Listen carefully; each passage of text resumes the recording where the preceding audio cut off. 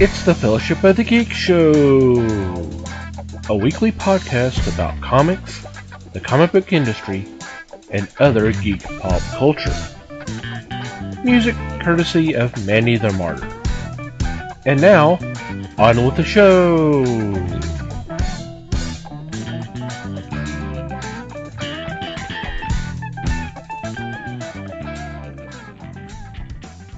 Hey everybody, it's the Fellowship of the Geeks podcast.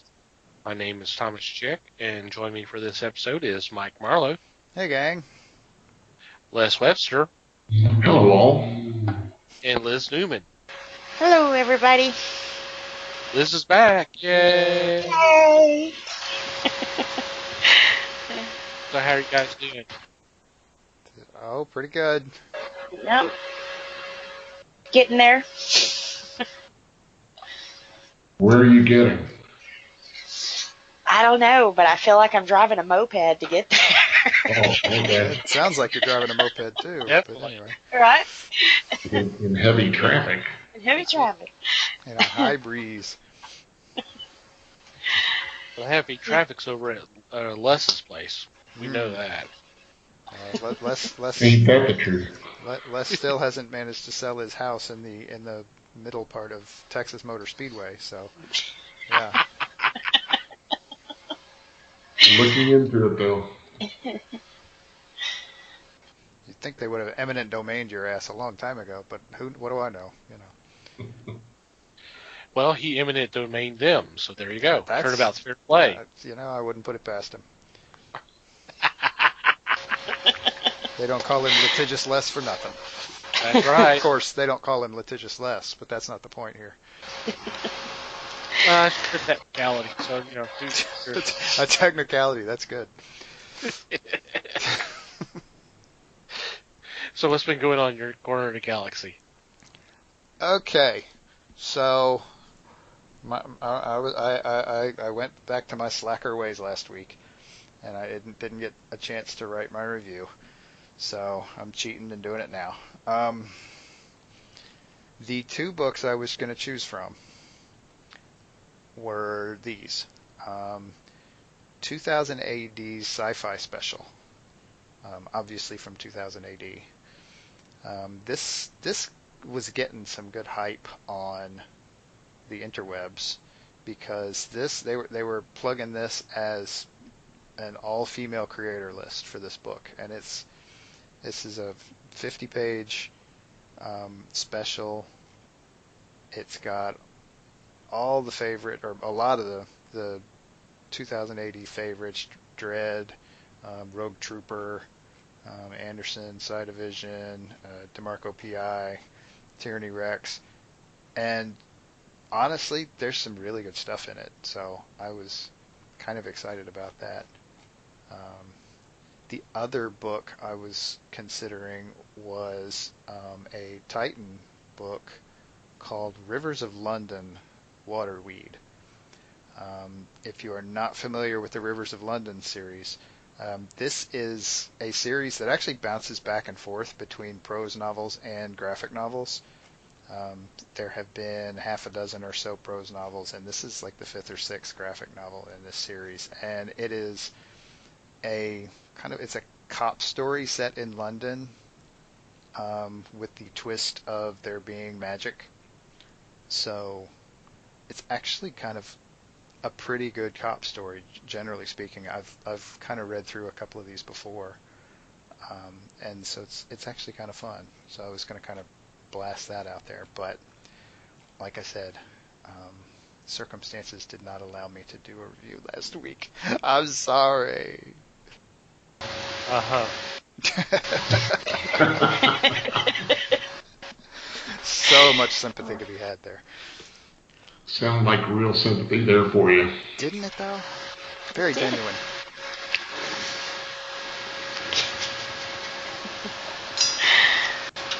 Hey, things happen, I understand. Yep, they do. So, how about the rest of you? Next. Next.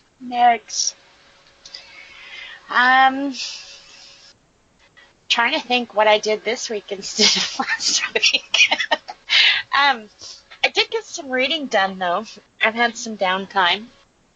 Um, I guess it's a lot of stuff I've already talked about though. I picked up the 80 years of Superman, and I'm still chugging to the end of that one because that's a pretty big book. A lot of information in there. But still reading the Batman stuff to catch up for the big wedding, you know. Wedding? Wait. There's a wedding? What wedding? Yeah. Haven't y'all heard? Damn it, spoilers. Oh, man. Yeah, but those have been a lot of fun. I'm actually enjoying the little side stories they've done more than the main story, you know, so. But yeah, that's been about it. I won't get into the boring stuff like, you know, new tires and that kind of crap. That's consumed a lot of my week. Thank you, Walmart. That's not geek stuff at all. Not at all, man. So, yeah, that's about it for me. See, I told y'all she wouldn't listen to last week's show. Mm-hmm. No. That's true. You have to know I was pretty sick if I missed No. an opportunity to talk about Batman. Batman. And weddings. And weddings. And how gorgeous her dress is. So We didn't talk about anything but taffeta and lace the whole time. good job. And, Good job. and you'll never know because you didn't listen. Actually, you could still go back and listen, but Yeah. we didn't talk about those things at all. But anyway. That would have been Sure the is fun. 20 minutes I would have added to the show.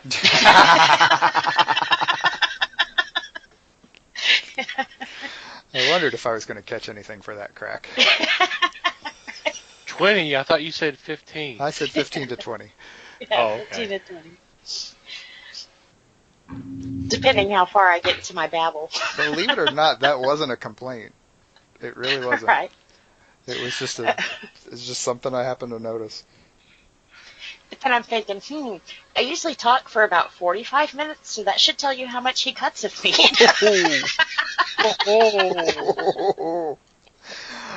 Oh, ouch. That was right at the knees. Wasn't it though? Holy Yeah, I didn't want to God. go there. Owie. Owie, owie, owie. I'm not even going to respond to that because so much snark could happen there. But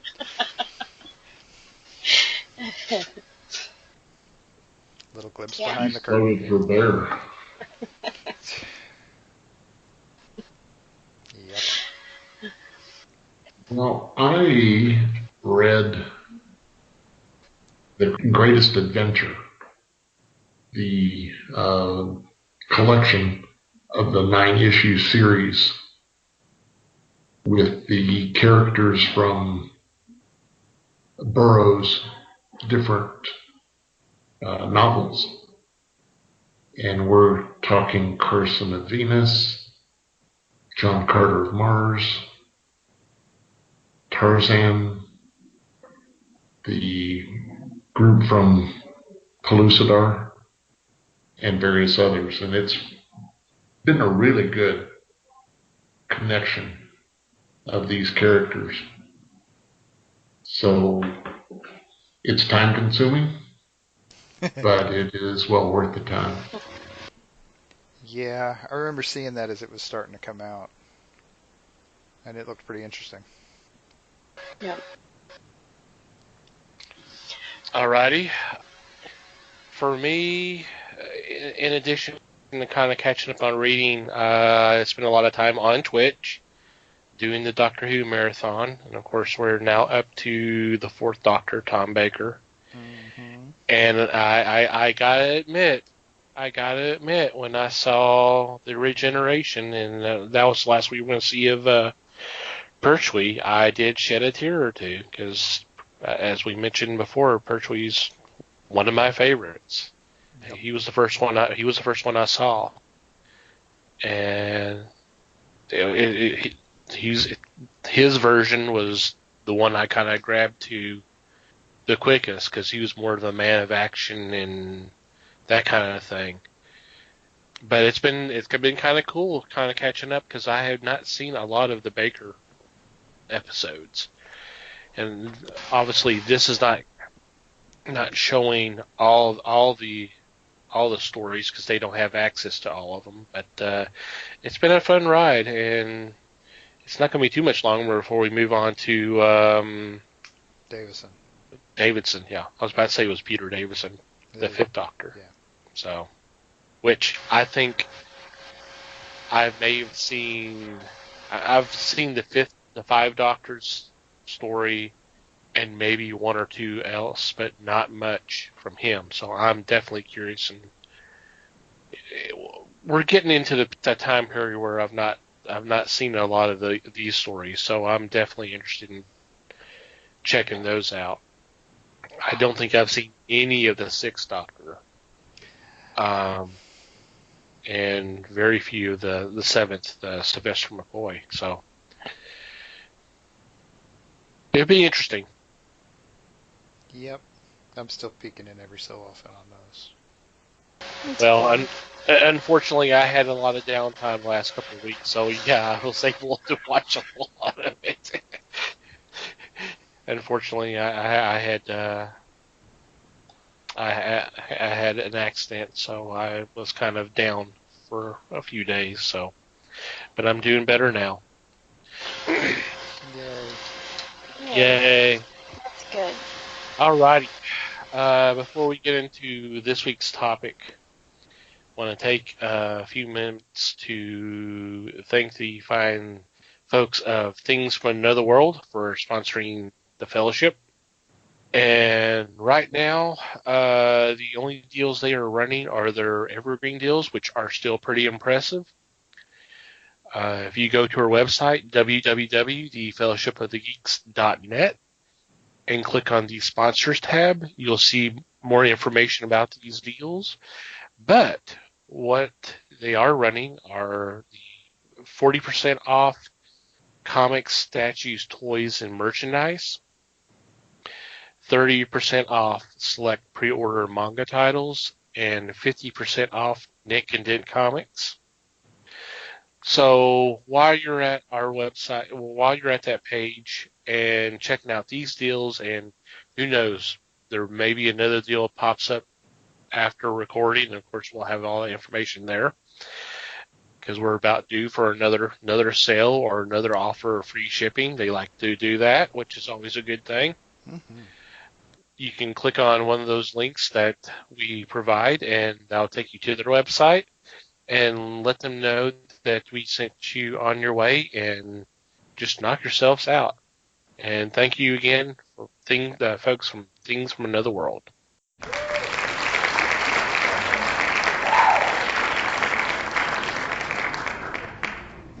All right, this week should be kind of an interesting discussion.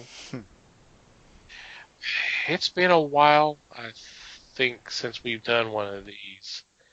So I thought we were about due. Some events in the last couple of months gave me the idea that maybe about time to address this again. And essentially, what we'll be talking about this week is the current state of the comic book industry. Kind of our thoughts and feelings of what's going on, what we like, what we don't like, and just kind of our general opinion. We don't claim to be experts. We're fans just like you, but just kind of do a little discussion. Who would like to lead off?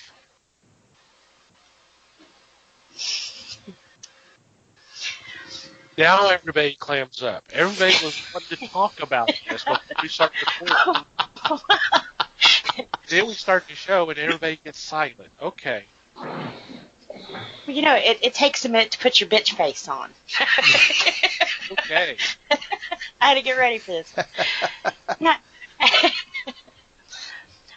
first, before I say any of my opinions, which of course are opinions, I've never played into the DC versus Marvel. I've joked around about Marvel and that kind of thing, but honestly, I'm the type of reader that if it looks good, I'm going to read it. I don't really have a particular style that I go for. Like I said, if it attracts my attention, I read it. So if anything I say makes it seem like I'm leaning one way or the other, I'm not. I don't want people to think I'm hating on anyone. But that being said, there was an article posted about the new exclusive deal that DC is going to be doing with Walmart. And while as a Batman, Superman, Wonder Woman fan, I'm like, yay! We're always happy to see these stories published. Of course, that's why we read them. I'm having a lot of mixed feelings on this, though.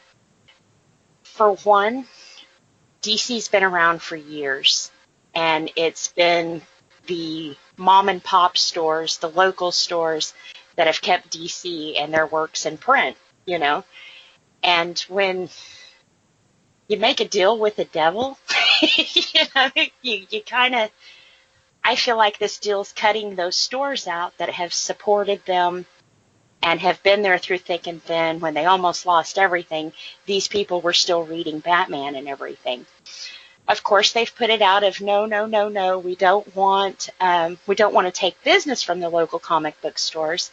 But I feel with the A-list characters that they picked to do the exclusives with, they're banking on the hardcore fans that are going to go pay a little extra at Walmart for a Batman comic because it's exclusive. And heck, I think they said Donny Cates is doing part of these stories. I mean, of course, people are going to want to read that. Your everyday Walmart shopper, they're not buying comic books.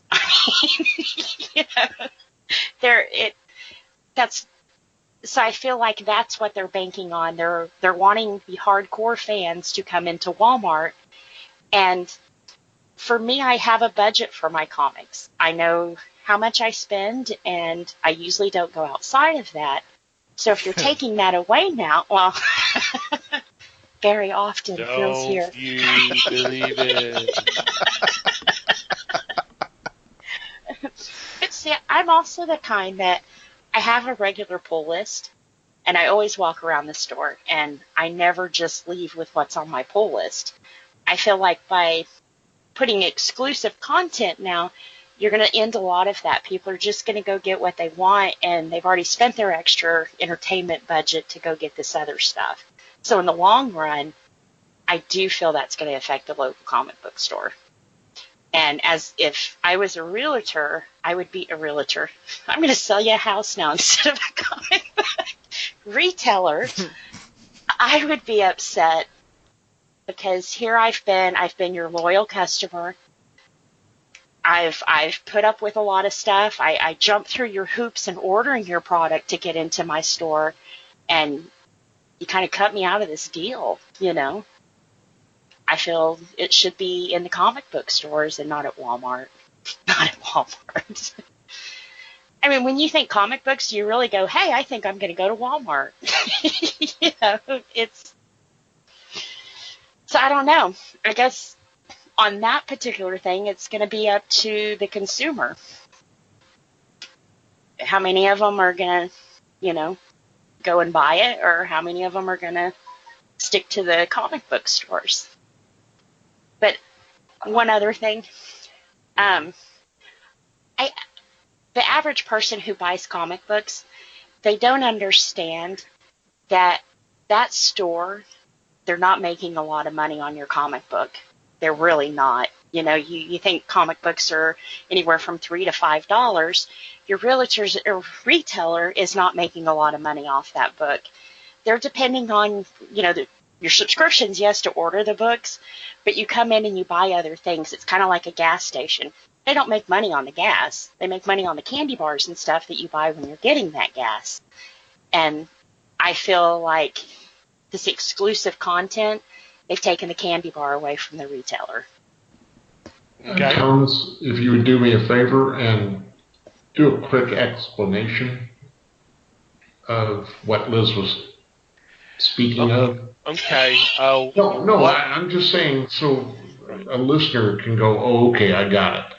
What has happened is DC has announced that starting July 1st, on the first week and the third week of the month, they will be having 2 new comics those 2 weeks, and they are exclusively to Walmart. It is a 100-page comic for only $4.99. It includes an original story, which I've not really heard a definitive number of pages of new content. Most numbers I've been seeing has been 12 pages. The rest of the 100 pages is going to be reprints of stuff from the past 2 decades. This is very similar to what they did in the 70s, where there was a 100-page giant, and it leads off with a brand new story, and then the rest of it was reprints from the 30s, 40s, 50s, maybe even 60s. So it's very evocative of what they did in the past. But these stories are exclusive to Walmart for now. I've not heard any official notification, but it sounds like at some point down the road, this material will be collected, especially after they're supposed. A couple of the books, the Superman and Batman books, are going to have like a 12-chapter story arc, and there's big names on these books. The Batman book is going to have a story. In issue 3, it's a 12-chapter story written by Brian Michael Bendis. The Superman book in issue 3 is a 12-chapter story written by Tom King. The first issue on all of them, Superman, Batman, Justice League, and Teen Titans, have stories written by Jimmy Palmiotti.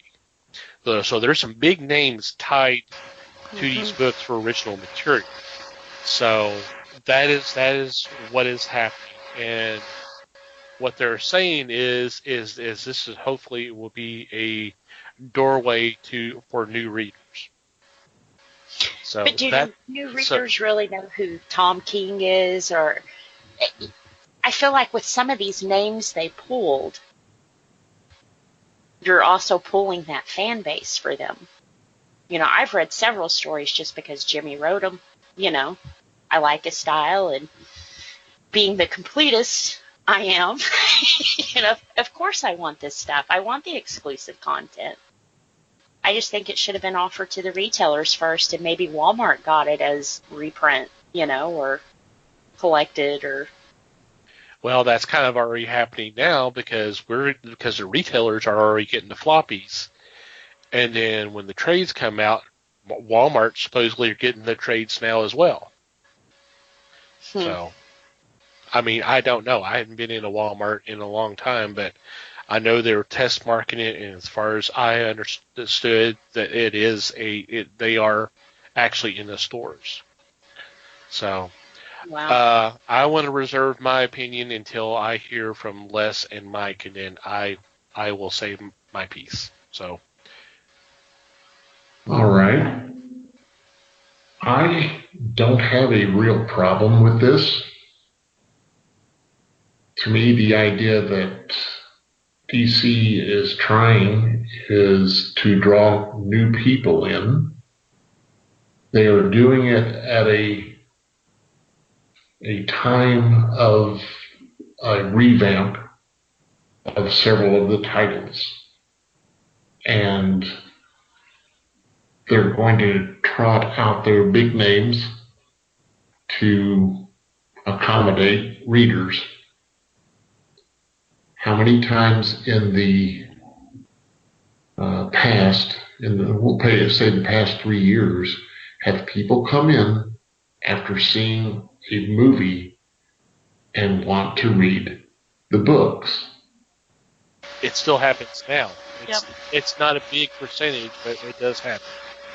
Yes, and as a result, you get new readers that will continue with the titles, although, like we've said before, those titles have nothing to do with the movie. Yeah. But on I think. this, Oh, go ahead. I'm sorry, I didn't mean to cut you off. But shouldn't that bonus actually go to the people who support it even when there's not a movie in the movie theater, or even when it wasn't talked about on Big Bang Theory and became hip and cool?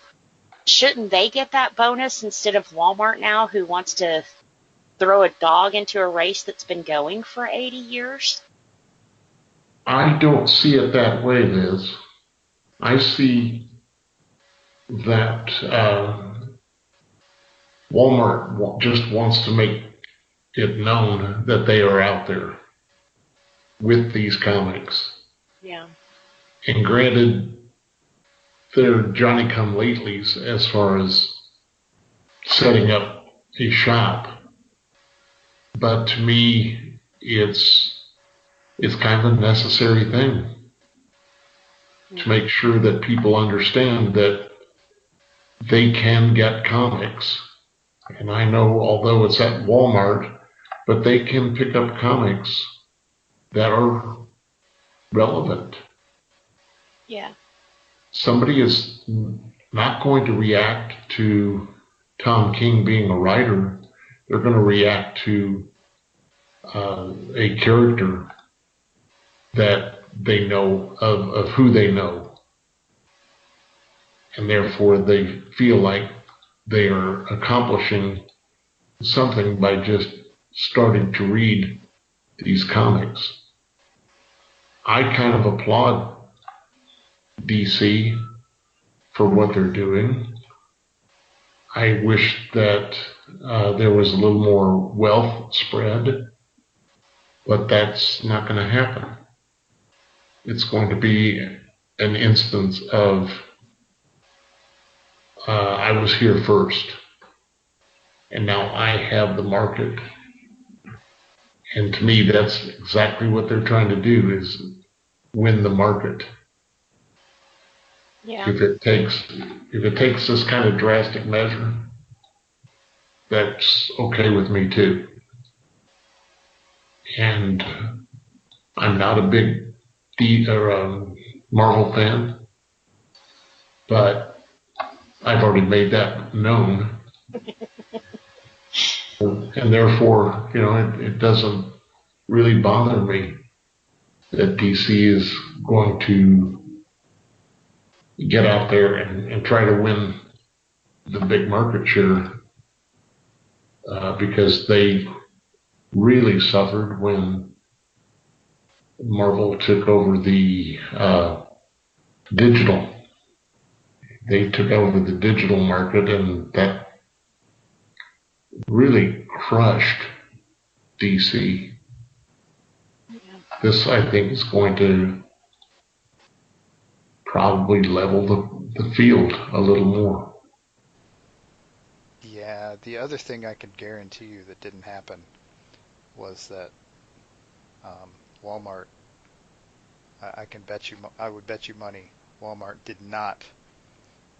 The headline here is Walmart to carry exclusive DC comics. I can promise you they did not exclusively agree to carry DC comics. They're not going to close the door to Marvel because this is Walmart we're talking about. Right. I also think it's funny that Liz disclaimered the hell out of not wanting to crap on DC and Marvel, but she doesn't mind crapping on Walmart. That's okay. No, I think we all can agree that Walmart is a big store. I mean, just in my area alone, I can name 5 Walmarts, They come in, and a lot of these smaller stores wind up dying out. That's a fact. I'm not against anyone. I mean, I've defended DC before in some of their decisions because, yes, people are in the business to make money. But with comic books, it's kind of it's a culture. It's part of who we are. I mean, I keep comic books in the car. I've got them in my room. I've got them in the living room. That's part of who I am. And I feel like with Walmart coming in now and trying to horn in on that little corner, I guess when you realize the percentage, Walmart's going to be able to buy this comic book for probably $0.05 a piece because they're ordering thousands of them to stock their stores with. What local comic book store can compete with that? In order to even turn a profit, what local store could compete with that? It's not fair. And it's not fair to put them in that position, you know. Oh, and this is the point when I got fired from my own podcast. Because I have a really unpopular opinion here.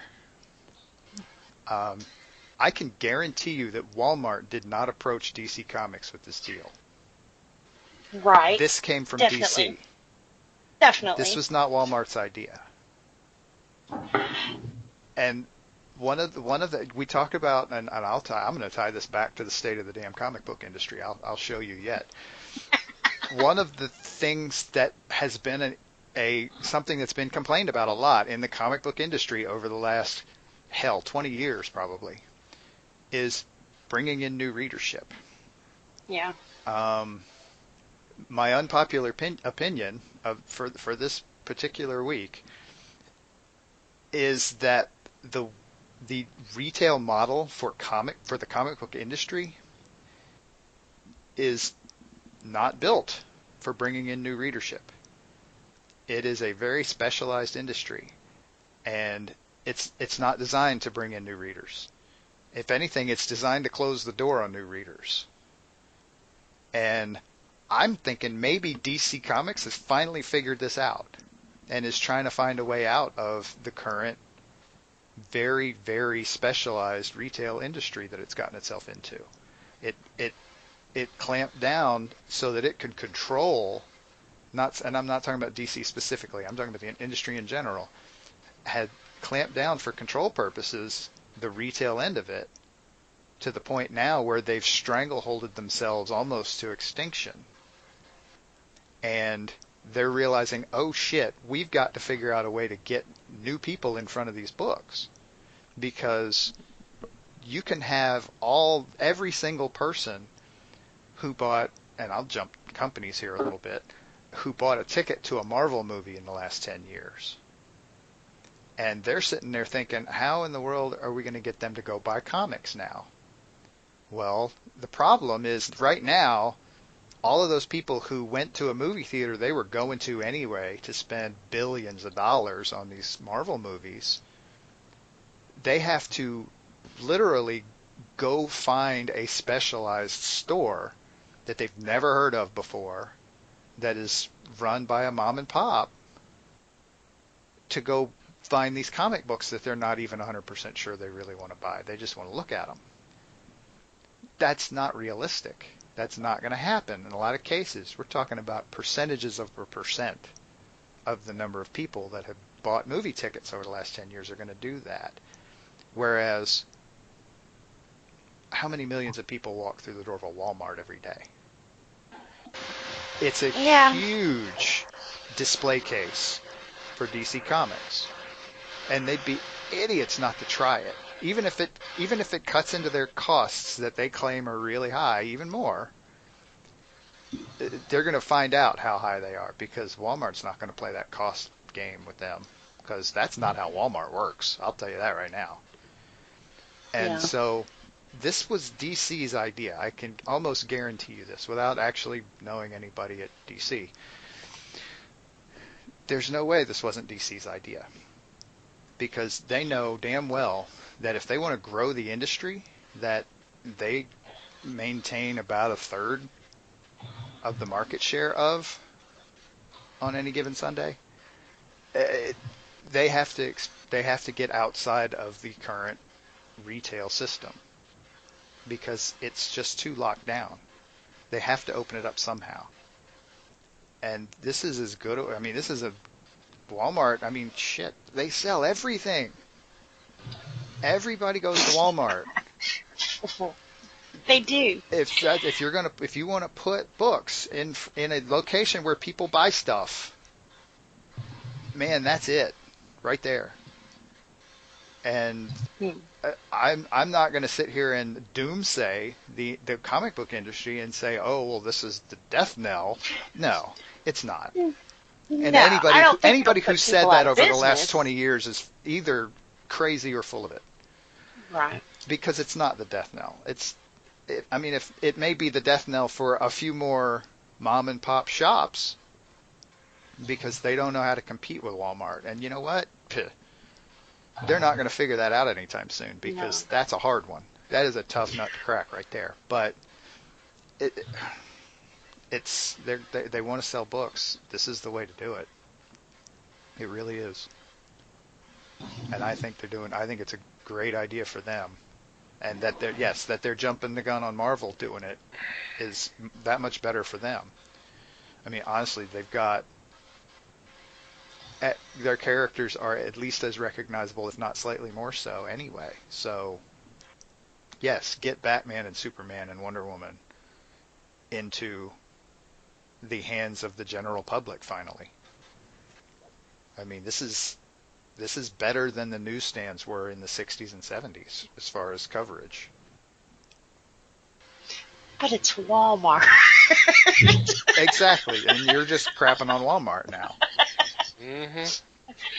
Do you guys remember, like, in the 80s, 90s when Metallica first came out?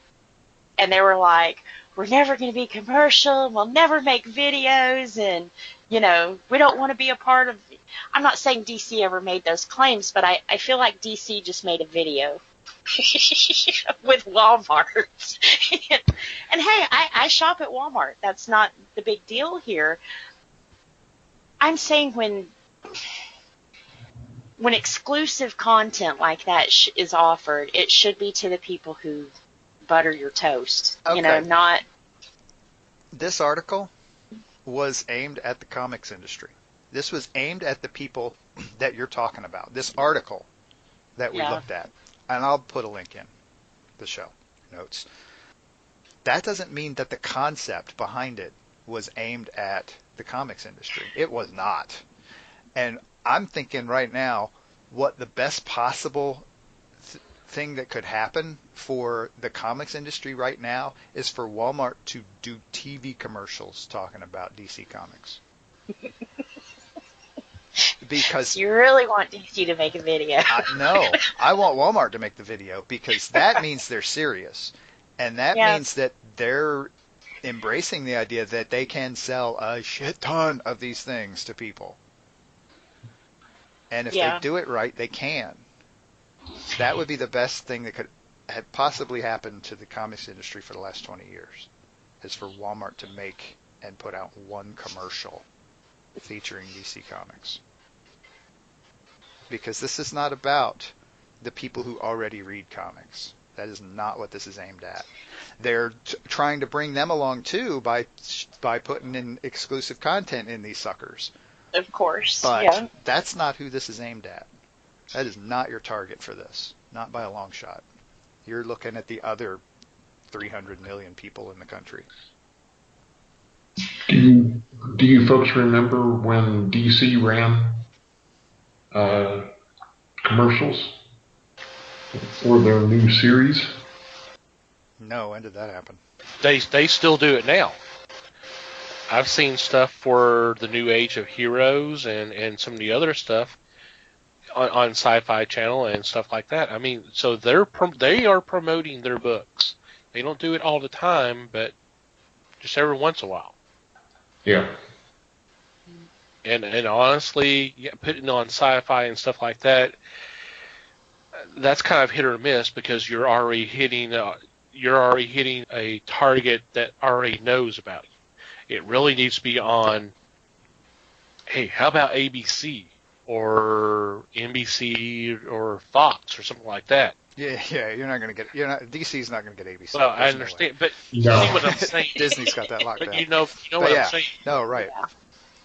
Absolutely. And NBC, Fox. And in a DC/Walmart commercial, that may be a way to do it. That's actually kind of that might be a pretty good idea for Walmart to promote the fact that, hey, we got these exclusive comics.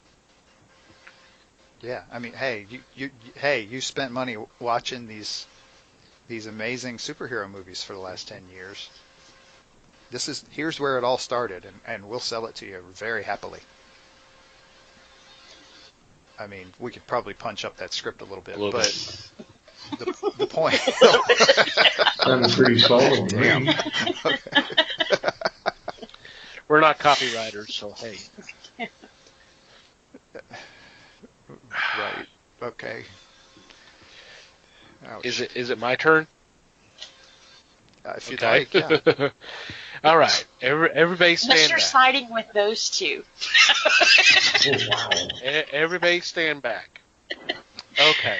When this first came down, my response was as a retailer. Now, I'm not going to share a lot of the discussions that went on with some of the private groups because that's just not fair. I will mention some of the stuff that was been made more public on social media and that kind of stuff. There is a percentage of retailers that do not like this, and they're going, what the hell? You know, DC, you're supposed to be helping us, and then you're doing this. And I did have that immediate reaction. But thinking about this for a while, is it going to get new readers? No one's going to know until this actually starts up. Yes, it's going to get established readers to go to Walmart to spend $20 a month on books that they can't get in their local comic shop, or they can wait a year and then get it as a trade, because that seems to be the prevailing thinking. That's what's going to happen. Is this stuff will eventually be collected? Because, I mean, let's be reasonable about this. They're spending a lot of money on exclusive content, and you think they're just going to turn around and shove it in a vault and just never to be seen again? It's just these few copies, or these thousands of copies, and then once that's sold out, that story will never be seen again. It's going to be collected. You're right. This, I compare to digital. Digital first. You know, where is the complaint about, for example, DC Bombshells? That was digital first. It eventually came out as a comic, and it was eventually collected as a trade. But, you know, you're still talking about a few months down the road.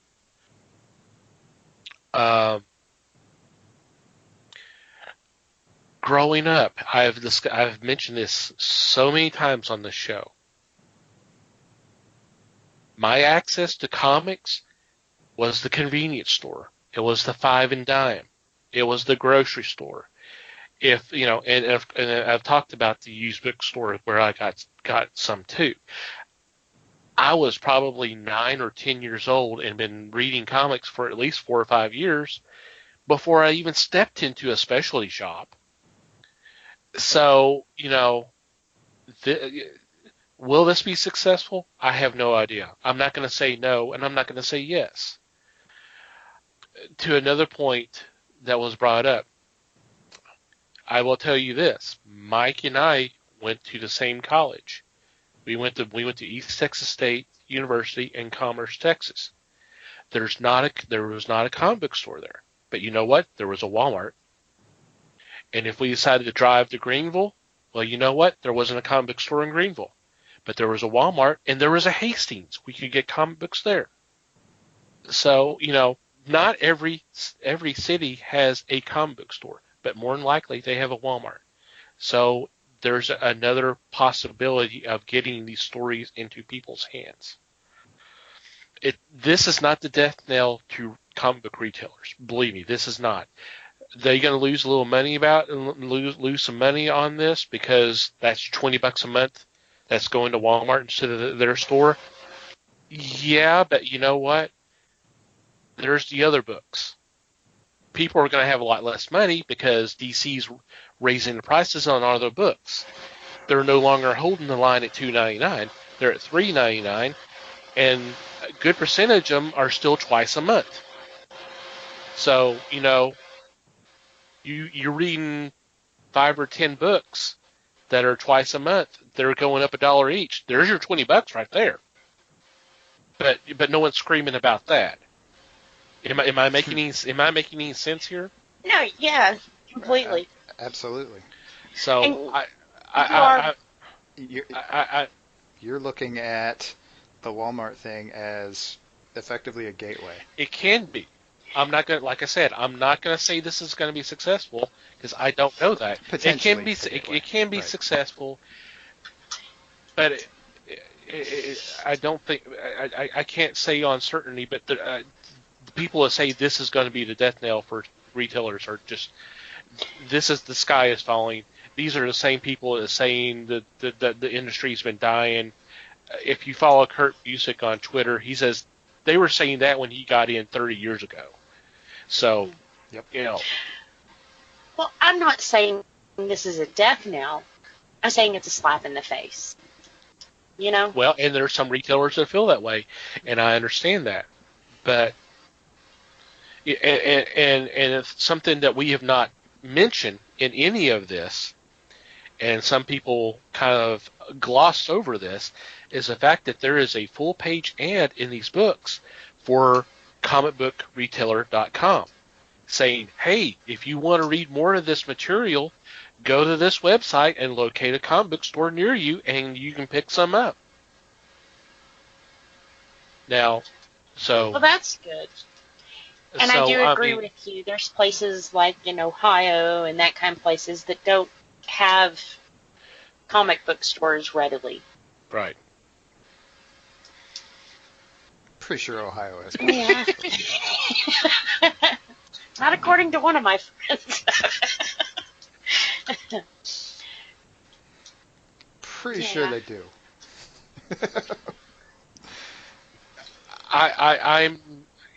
Yes, the hardcore fans are still going to go there because, yes, it is a Superman book written by Tom King.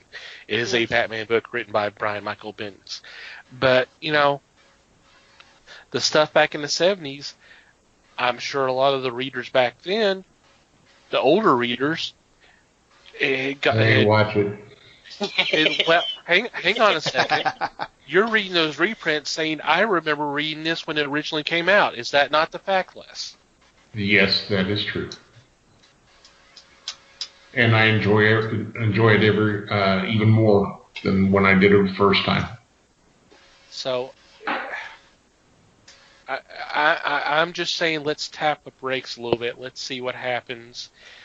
Some people think it's not going to be successful. This may blow over in about a year or so, and you know what? It may not. It may not, and it may actually be. It may be the hardcore fans that may keep it going instead of being avenue for new readers. But you got to do something. I think in terms of new readers, though, the people that you get that are going to pick this up at Walmart that don't already go to a comic book store is what I would consider a fair weather customer. You're going to read Batman while it's hip and cool and there's movies out and blah, blah, blah, but once the trend changes and we get out of the superhero trend we've been in for a while, what then? You know what? That may happen anyway, whether it's books in Walmart or not. Right, and you're talking about 30,000 fair weather customers for every one hardcore, and guess what? The money's still green. Right. So, whatever. I mean, they're selling a book. That's really kind of all they care about. Yeah. Feel free to be offended by that too if you want. No. But they're really just selling a book here. I mean, and that's. Yeah, it's easy to think, oh God, these are my books. Well, But they're only your books because you went and gave DC Comics a ton of money for them. And they want more money. I don't mind sharing my fandom. I don't. I really don't. But I guess when I heard the story of Walmart, I'm thinking in my hometown right now, there's 6 comic book stores that I can easily drive to, any of them, And I realize I'm privileged. At least you don't live in Ohio, right? Exactly. But I just, when you hear about Walmart, like I said, there's all of those. When I go to the comic book store, I have my friends there. We talk. It's an experience. Tell me what Walmart associate's going to tell you what the last villain in Batman was.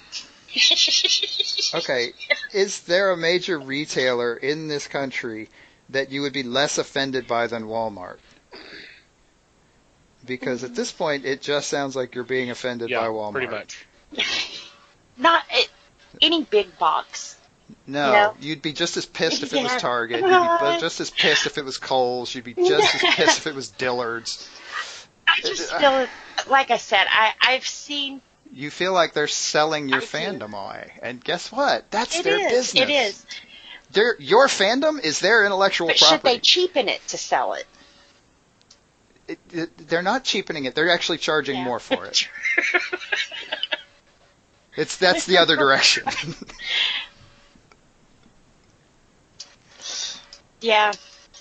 It's okay. It's okay, Liz. It's okay to be upset a little bit. It's okay. And like I said, I'm not saying this is a death knell to the comic book stores or anything else. But I guess when you know those people behind the scenes, and you feel what may impact them, and it's like, why can't DC take that stand and feel that same impact too? We're more than just readers. We've kept their lights on. We've kept their doors locked. We've kept, and I feel that stepping out to a Walmart, it's... And they've been bought out several times by larger corporations since then. So until you can show that impact on a balance sheet, it doesn't count. But that's on DC. In all reality, and I want to point out, you talk about trying to do something to bring people into the comic book stores. Hello, Free Comic Book Day. Mm-hmm. Halloween Comic Fest. Mm-hmm. They're trying. There's local comic shop day. Now, granted, some of that stuff is more collector oriented, but they're doing stuff to get people into the comic book store. They're Batman Day. They're doing stuff. This is something different. Yeah. Mm-hmm. It's just something else that they're trying to sell books. That's what they're doing. There ain't no point in getting offended about it. I mean... Yeah, like I said, I guess it was the whole Walmart. You hear Walmart, you're offended that it's Walmart. Yeah, they're the world's largest retailer, and that offends you somehow. No, they don't. Like I said, we can have I shop at Walmart. I guess when you see the big store move in and all the other little stores move out, that's what concerns me. So when you shop, do you hold your nose the entire time, or? No. No, she's got a clothespin. Okay, in my area, there's no more local stores. I can go on the other side of town and shop a local store if I want to, but there's no more local stores around. That's where I pretty much have to go if you want to make a quick trip to the store. And I am so totally not against corporations making money. That's how they keep product in the store and pay their employees and that kind of thing.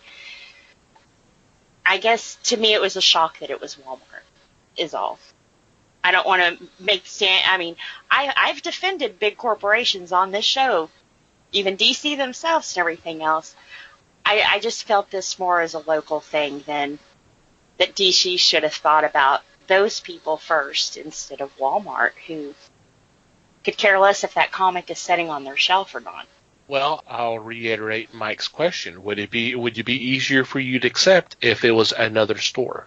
If it was Kohl's or Target, like you mentioned, or heck, Walgreens. Right. Walgreens does exclusive pops. Yep.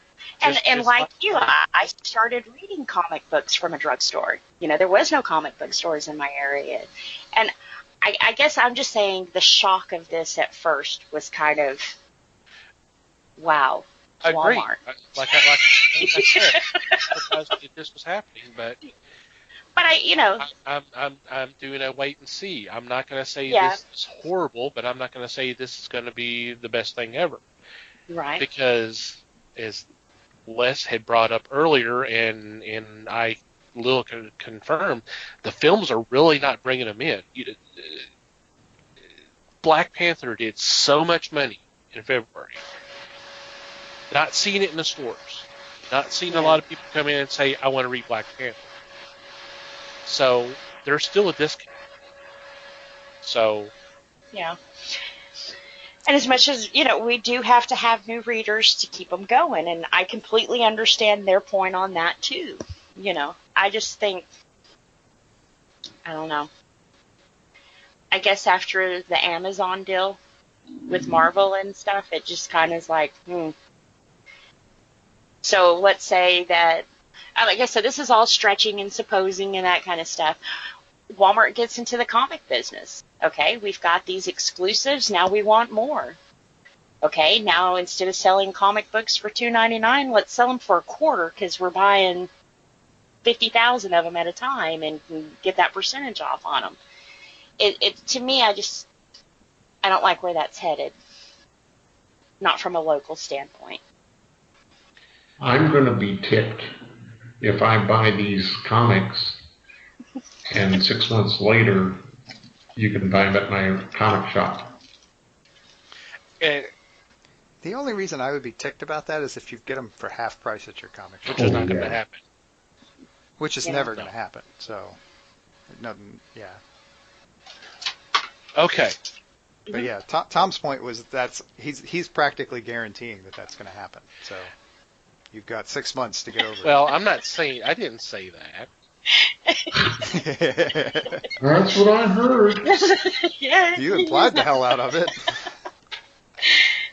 You said they were going to compile They'll be in trades, but it's going to be a while. I don't know. But like I said, I've not heard official word. So, but it can't.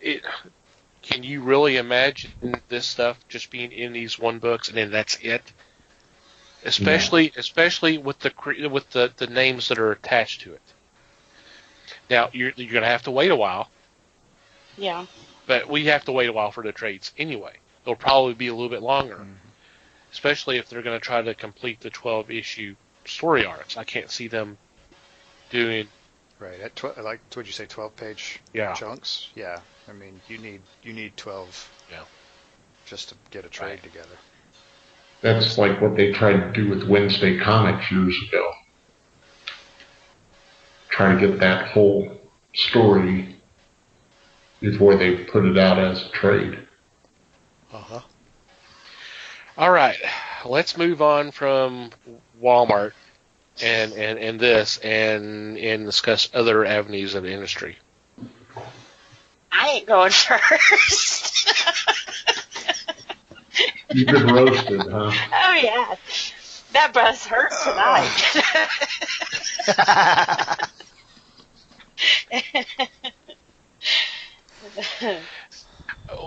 Well, look, I spent 7+ years working for Walmart, so I'm never going to be a Walmart defender. It was the most miserable experience of my life. But I'm taking a wait and see attitude on this because I could see it go either way. Yeah. I mean, if it helps the comic industry, and I mean, of course, that in the long run is going to help the local shops, then I'm all for that. I just felt it was a slap. Well, I mean, and you're not the only one, but something, and the thing that has really got me upset reading some of the responses from retailers that are against this.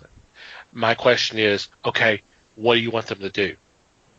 And since nobody says anything, then I say, well, then there you go. Yeah. Unless you can come up with another solution, let's let this go. Yeah. And see if it helps. I just hope it doesn't come around to bite him in the ass, is all. Well, I hope it doesn't either. But okay, I don't know. You still haven't convinced me how that could happen. I don't understand how this could hurt them in any way. And we're only talking. Yeah. No, I'm talking more of our local stores. Yeah. I mean, if Walmart decides they like being in the comic game, what's stopping them from, okay, we have these 6 exclusive stories, we want your whole line, or... And if they can sell more copies of DC books than the local stores can, guess what? That's what's Yeah. going to happen. And It, I don't think they're going to have any problem No. with it. I don't think that would be any different than another store coming in and doing better than this store that's been around, and then that one goes out of business. I mean, True. and That we're is only true. talking about DC. Right. Let's see what happens when. You mean there's others? Let's see what happens when Marvel catches up. Let's see what happens when Marvel happens. Oh, yeah. Yes, because if you look at that spreadsheet, there was 221 publishers. They're in the comics and young kids books. So yeah, there's quite a few. There's quite a few publishers, Right. We're talking about one so far. and we've only talked about one doing a deal with a major retailer. So, Right. which kind of goes Yeah. back to our national chain that we talked about a year or so ago. So, okay, well, we spent enough time on that. Let's talk about the rest of the industry. What do you see that has you either concerned about the future or excited about the future, or do you have any feelings that things are going to be different than the way they are right now? At a glance, I don't see anything changing anytime soon. Like I said, unless something really gets blown up with the way comics reach the general public, I don't see any reason why anything else about the industry would change. They're not, contrary to popular belief, the comics industry is not dying. They're still obviously making some money somewhere because they're still doing it. If nothing else, they're making money on the side, like making movies and stuff. Or The merchandise and all merchandising and shit like that. Yeah, it all seems to be going okay. There are still people who are willing to do it for a living and able to do it for a living. So I kind of don't see anything else. And again, DC and Marvel lead the way, and they're run by large corporations who are not going to change anything until it's proven that it's broken. And right now, it's not proving that it's broken, as far as I can tell, from my limited. Which is good and bad. Right. It means that the good is that things won't change, but the bad is that things won't change. Because change is good. Change promotes growth, which means that it's, like I said, not going anywhere in either direction. That's an overly generalized look at it, but accurate. Yeah. Well, we'll see, but it's kind of a prediction in a way, but yeah. The thing that really irritates me right now is the popularity, the return in popularity of the variant covers. Oh God, yeah. The thing that's really getting me upset right now is the stored exclusives. It's not just the, okay, here's this cover, there's a cover A, and then there's a cover B, and then, hey, if you order 25 copies, you can get C, or you can get D if you do 50.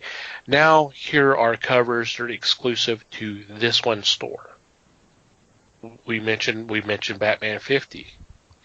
Now, every store could order the main cover, and then there's 2 variants, and then there is what they call the blank or sketch variant. So there's 4 covers that are made. 4 covers that are made available for everybody, no matter you can order how many you want. Then there was a 1 in 100, which was a pencil sketch variant of one of the variants. So there's 5 right there. There's at least 2 or 3 dozen store variants for Batman 50. Think about that.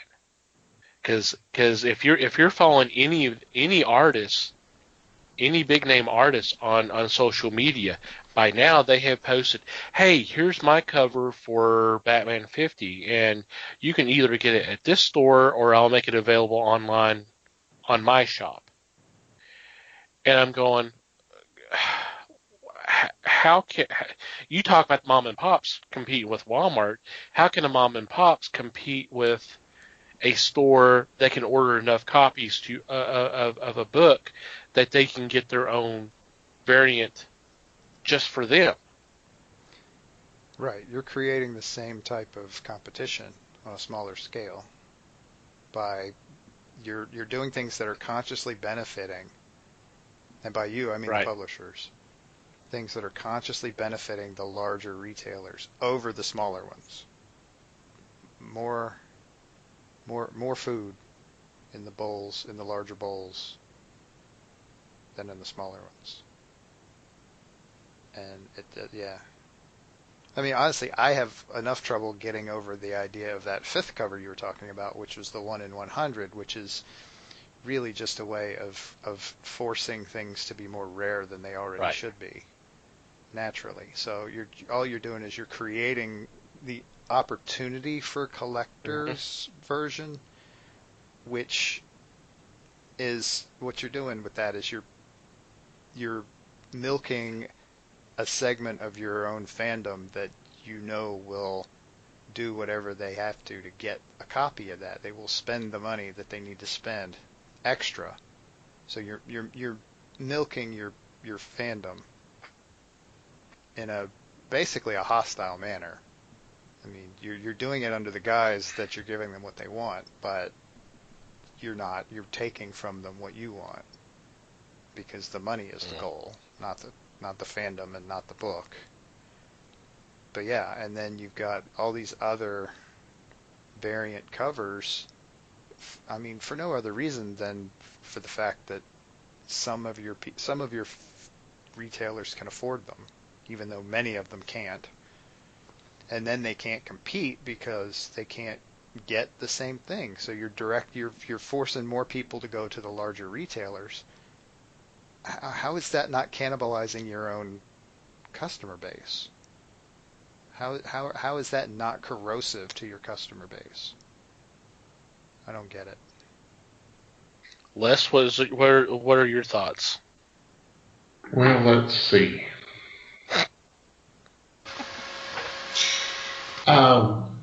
Variants are interesting. You've shown me variants for various comics, and there are a lot of times I go, no thanks. I'm not a completist in that manner. There are a couple of comics that I do get all the variant covers, but it's not something I have to have each time. I know that looking at previews, I've seen a couple of comics in there that I want the 2 variants or the 2 covers they have. There's one that I'd love to have all 10 of the covers for the first issue, but I don't see myself being able to grab those. Yeah. I think you're taking your clientele out of the picture so they can own everything.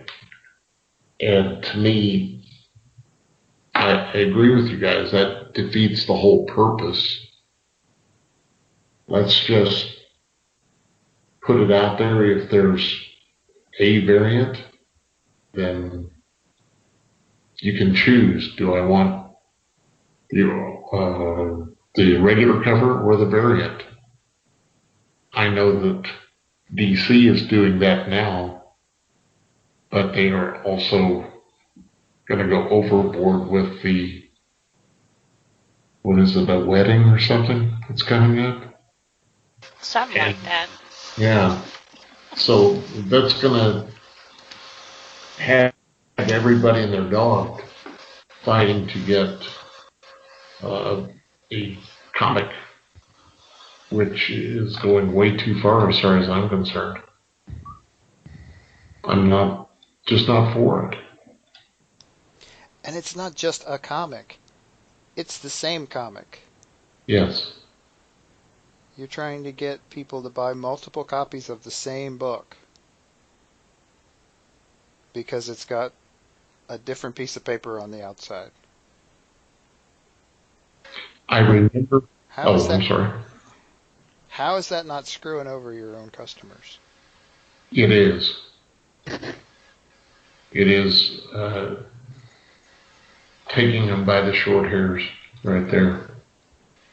It is enforced wastefulness and a pure money grab. Yes. I remember a DC comic that came out, Batman Legends of the Dark Knight. It had 5 different covers. And the covers they had were nothing more than a different color sheet printed with the title Batman Legends of the Dark Knight. That was it. There was no picture on there. There was no variant cover as far as even a different logo. Mm-hmm. It was nothing more than 5 different colors of cover. And yet, that was a thing to get. That must have every one of them. Well, I can point out one that's more recent. Tony Stark, Iron Man #1. There was a variant for every suit of armor he ever wore. And the thing is the main cover was the logo and then a profile of Tony. And then all they did was they changed out the suit of armor for each of the variants. And there was your variants. And you're going, oh my God, what the hell? But each one was done by a different artist, was it not? No. Well, Oh. the only different, the different art, they had a different artist doing the City of Armor, but the rest of the cover was the same as the main cover. Well, and wasn't the suit of armor just like up in the corner? It kind of upper right, something like that. It was clearly in the background. So yeah, and there's 27, 28 covers. The only thing that had changed was the suit of armor that was done by a different artist. But the rest of the cover was the same as the main cover. And every other page in that book is exactly the same. Yes. But I will also say that I fall prey to it. I'll buy the different covers. I'm a sucker for a pretty cover.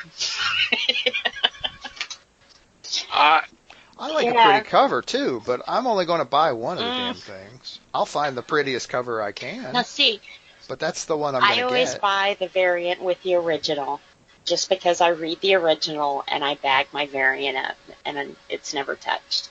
So it's kind of like my A-list and my B-list. But I'm also a collector on a comic standpoint too, and if they offered 5 covers, it's like my OCD kicks in and I have to have those 5 covers. I don't know what it is. No, I'm not reading, 5 covers or anything else, but it's... Yeah, you call yourself a sucker for that. Yeah. There's another word for that. And it's victim. No, it's VIP customer. They are victimizing you. They are. They are taking more of your money. And they know they can do it, and they know you'll be happy paying them more money. But I do it locally. Don't do it at Walmart. No, I don't do that at Walmart. I swear, as soon as we're done recording, I'm going to Walmart, and I'm going to get them as a sponsor for this show. And that will never happen. But anyway. And like I said, I like Walmart. You know, Couldn't tell. Yeah. Several times you've they're said about that, a block yeah. away from my house. I mean, I give them probably more money than my comic book store. So, And wait a minute. you know. Yeah, that sounds like it's been painful the way you've been talking today. Right. Hey, if you guys start carrying they're food good and tea, people. I'm there. Who knows? They may become a This sponsor, reminds- and we may do a Walmart tour across the country. You never know. Boy, that would just really upset you, wouldn't it? Yeah, they'd be like, you guys can, but she's got to stay home. Right. They only do it. The condition for the thing is that we have to ditch Liz. But then they'd be going, Which, honestly, I don't want to drive all around the country anyway, so I'm not likely to agree to it anyway. Yeah, you're not much of a traveling person, and I'm not either, so. Nope. I mean, I'm the kind of person, I feel guilty if I buy a Pops anywhere other than my comic book store. And I feel like I should ask them first if they can get it before I do. But if they're exclusive, I mean, then there's not much you can do. Right. Yeah, you don't have to ask them to go buy the Walgreens exclusive Right. pop And those you can. because they Right. can't get that anyway. You know. Because they're not Walgreens. At least not last time I No. checked. And Target gets exclusives. Well, and and you talk about that because Les and I had a little bit of a talk about this before, about bringing those comics in from Walmart. But the thing is if you're a store that would do that, and you offer a percentage, you offer a discount to your subs. I mean, you're already paying cover price. You're already paying cover price for the book, and then you turn around and give a discount to your customer. You've lost money. But if you charge more for the book, they say, well, I can go to Walmart and get it for cover price. So, you know. It's one of those, ow, my foot just hurt because I shot it.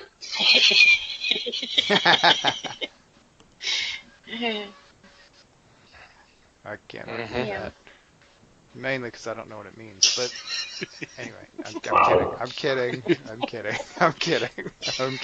Stuck my neck out and look what happens. Chop.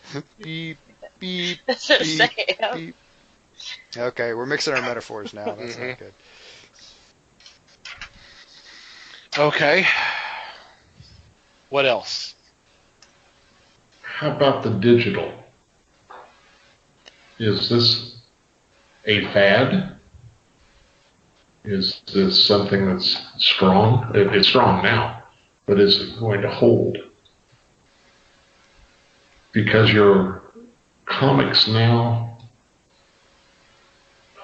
include a digital form, yet sometimes you don't get that issue. Well, I take that back. Now that they really have changed that, and you do get your original form of your book,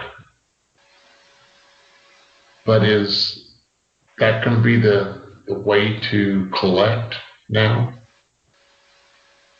Is that viable to carry your complete library in a computer? Or is it going to be to the wayside?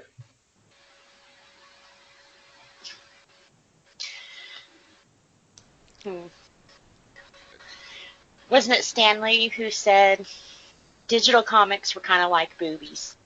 They're kind of nice to look at, but sometimes you just got to hold them in your hand. And You know. yeah, that's what Stanley said. And I have to agree with a certain, point of that. Not with the boobies, but with the comic books. There's a couple that I read digitally, and kind of goes back to my completist thing. I have to have that hard copy, so I don't ever see digital totally replacing that. I don't. I don't either, but, I also look at it is if someone is buying a digital copy and reading a digital copy, they're still reading comics. Exactly. But on the same token, kind of like what Amazon did with their digital thing, it did hurt some local stores when they undercut them so badly on, I can sell you a digital copy for 99 cents, or you can go to your local comic book store and buy a hard copy for $20, Well, and the thing about that, it's not just the trades, because I mean they do sales on trades all the time. The problem with in this particular instance, which happened a month or two ago, was the fact that they were doing a sale on trades that just were released for the first time the same day. Mm-hmm. And that's what got retailers upset, and supposedly that has been fixed, but the damage has been done. Yep. If it's older material and you're doing that, okay, because I mean retailers have had the same opportunity. Right. We've got the trade here for $15, $20, $25, $30. You can get it here, or hey, if they're running a sale, then digitally, and you prefer to read it digitally, more power to you. See, I prefer a hard copy. I do too, but I don't have a problem reading it digitally. And then obviously, with us having to use stuff for reviews and all that, then a lot of our stuff is digital. Right. And that's fine, but it also, reading some of this goes, okay, I want this, so I'll go to my store and buy a physical copy. Yes. Yeah. And most things I have digitally, I do have hard copies of, but there's some they've never offered in a hard copy, Right. Which, again, you're paying them twice for the same content. But anyway, so they love you for that. I probably said this the last time we talked about it, but I'll say it again because I can't remember if I really said it. I think the deal with digital is that until it becomes too cost prohibitive to print, they will continue to print. Once it costs 1 penny more, once they can't pass that cost difference along on the print version, they'll stop. They'll quit printing them. I mean, you'll get to the point where, I mean, they can sell you a digital copy of book A for $5, and people are happy to pay that. But once it gets to the point where it costs more than $5 to print it, they will have to charge you $7 or $8 for the print copy. And anybody, no offense, but anybody who pays $8 for something they can get for $5, and it's really the same thing, they're crazy if they pay the $8. And you can only ride that for so long. It will not be worth printing as many. Yeah. On the gamble that somebody's dumb enough to do that. So, me. Like I said, no offense. That was aimed at you. Part of almost exclusively. Part of my whole ritual when I start reading is you crack that book open and you take a big sniff. There's just something about the way a new comic book, whatever, smells, and that until you can do that with a tablet, or until they sell it at what the hell's the name of that place? Bath and Body Works. They need to sell a comic book scented candle. Well, so in other words, they need to come up with the digital scratching stuff. Okay. They do, yeah. I think that sounds familiar, didn't we? I think we did, probably. That's kind of the way our minds work. Yeah. To me, it just adds to the whole experience, Smell of vision.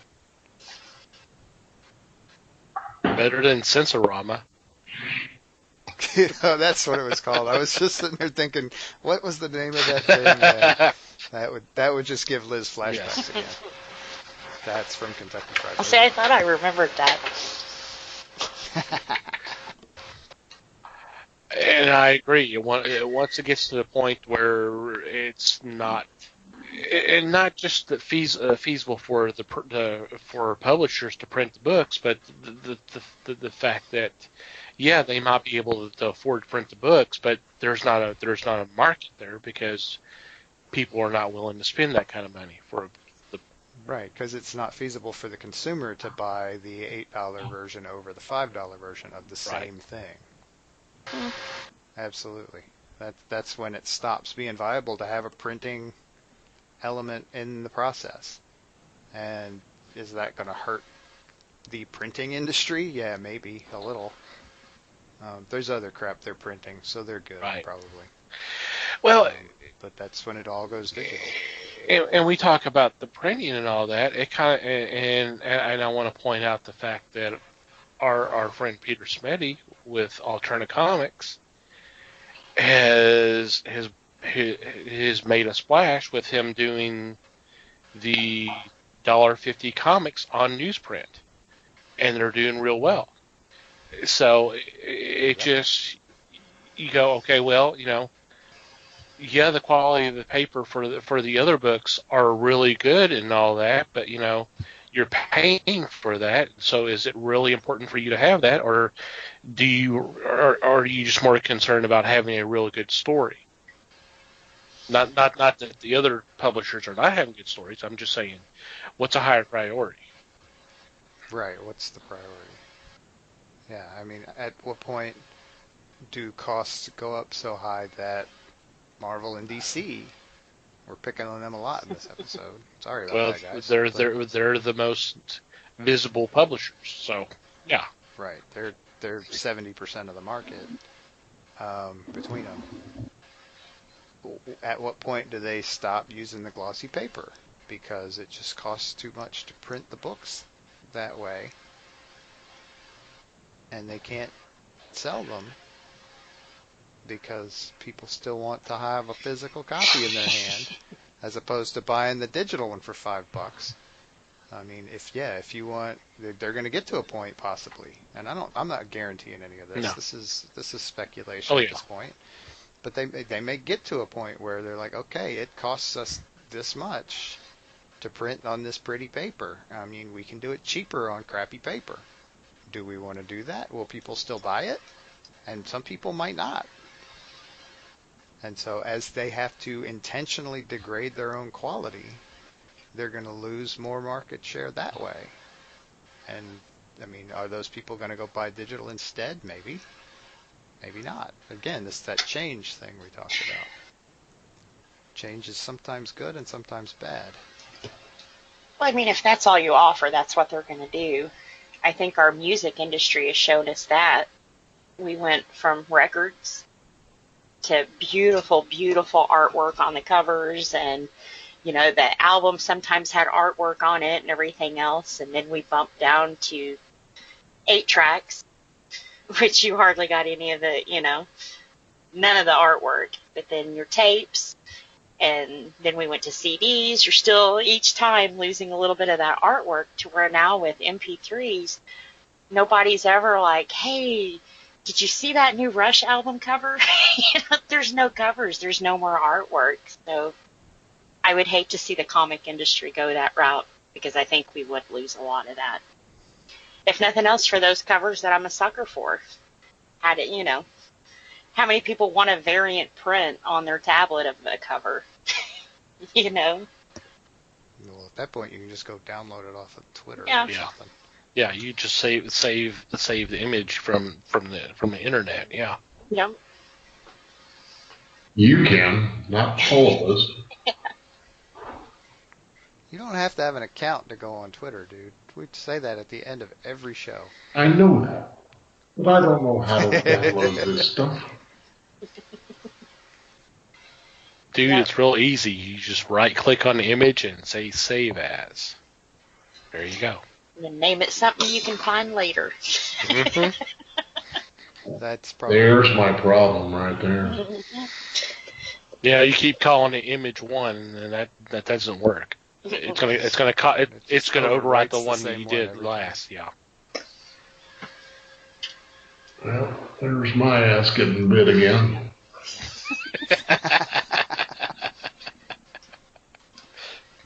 Yep.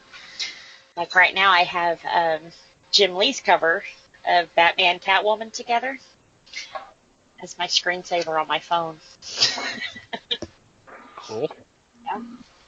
I think, and I want the hard copy because it's beautiful digitally, but I think it'll be more awesome in person. In person, you know what I mean? In hard form. That sounded worse. And we have this week's title.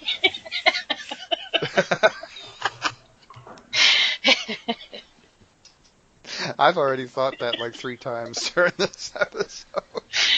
That's what I Oh, this is going to be a good one for titles. Okay. What else have you observed of the industry that you think we need to talk about? We talked about variants. We talked about digital. How about digital variants?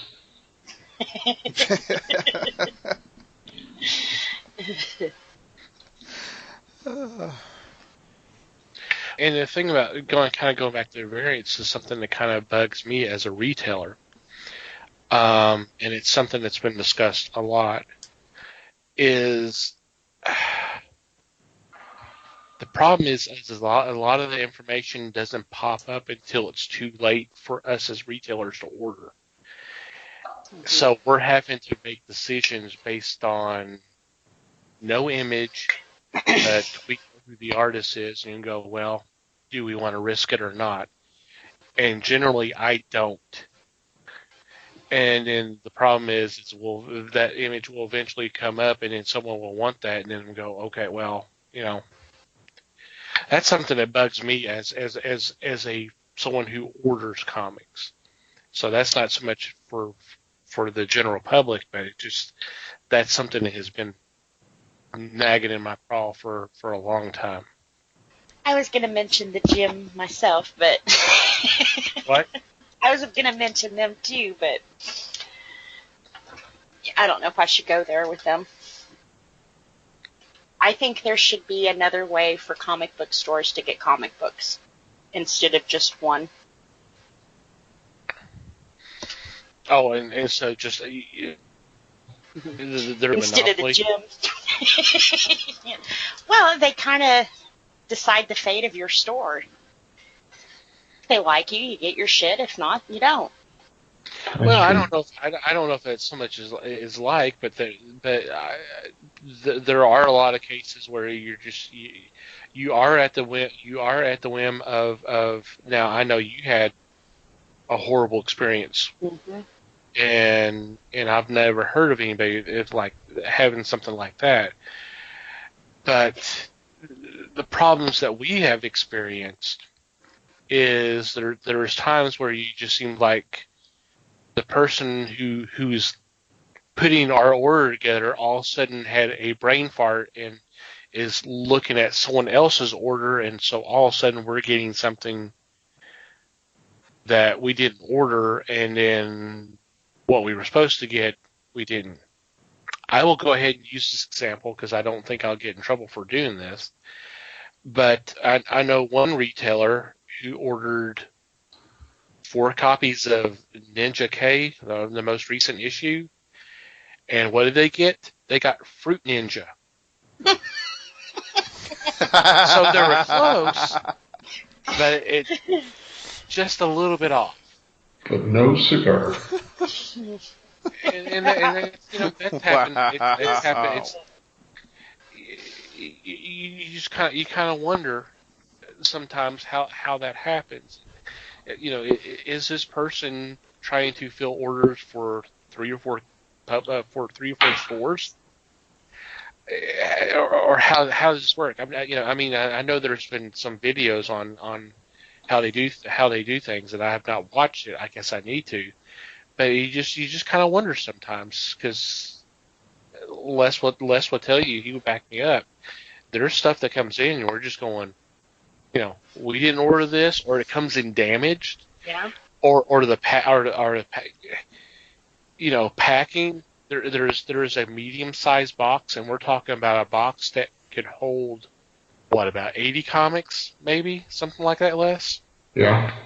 Those small boxes, and it's all packing and then one item. Mm-hmm. You're just like, Which, of course, you pay for shipping. yeah. And you're just going like, well, why didn't y'all have a smaller box, or why couldn't y'all do something else? And you got to pay for that. You got to pay for that weight, and you got to pay for the shipping of that box. And you're just going, what the hell?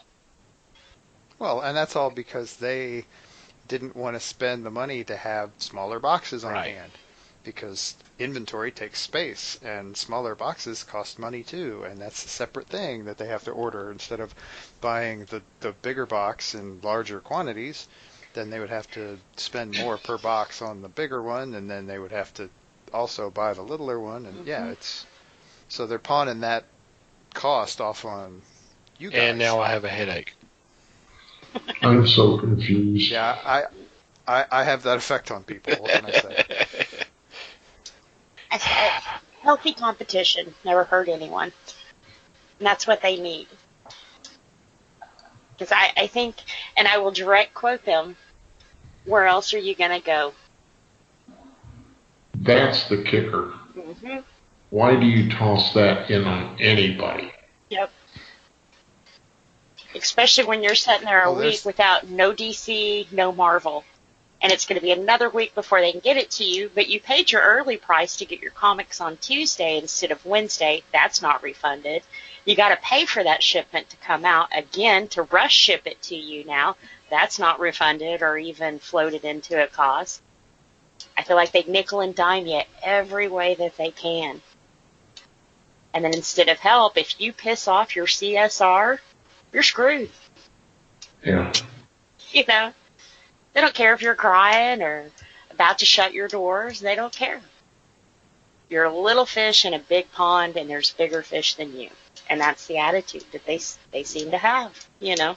Sad to say. Again favoring the larger retailers over the smaller ones.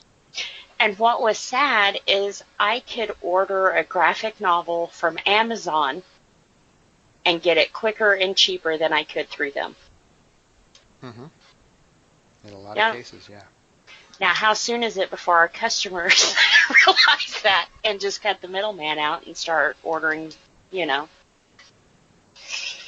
Some of them do. So, I definitely think there needs to be another. There was talk of it, and then I heard he was shut up with a you can't work for anybody for 2 years now that you've worked for us kind of thing, and NDA, there you go. Non-disclosure agreement. And nothing ever came of it again. And that's almost when you would wish a big box store would get involved, not necessarily on the selling frontier, but on the distributing frontier of it. If I could have ordered comic books through Amazon, I would have. You know, with my Prime, they give me a guarantee, free shipping, you know. I would have. Yeah, but would you have ordered them from Walmart? Well, it sounds like I couldn't because they have the exclusivity on it. I'm telling you, that's never mind. But yeah, you put enough little stores out of business, who's going to sell your comic books?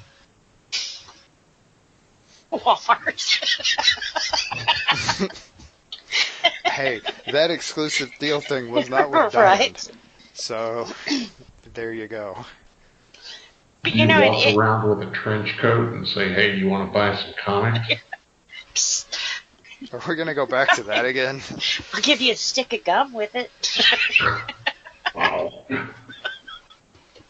you believe in the hereafter? Because you know what I'm here after.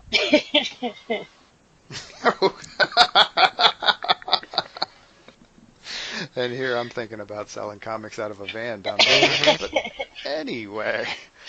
I need my Harley fixed. My Harley fixed. I just need a little to hold me to it. You still do comic book day, man. I'm jonesing.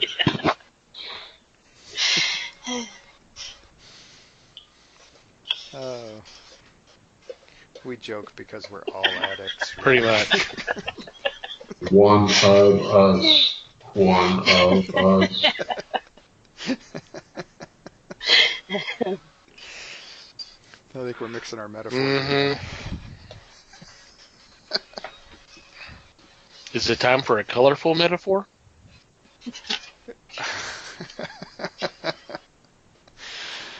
My Stanley comment wasn't.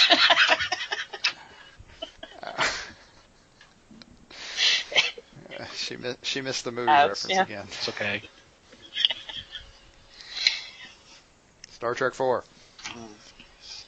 Alrighty. Anything else we want to discuss about the industry? No, I think we've pretty effectively gotten ourselves banned from I that. think. Oh well. Yep.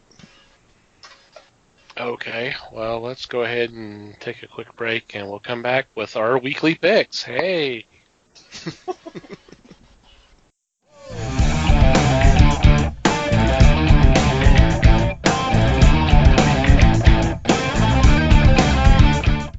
And we're back. It is time for weekly picks, and leading off this week is Liz.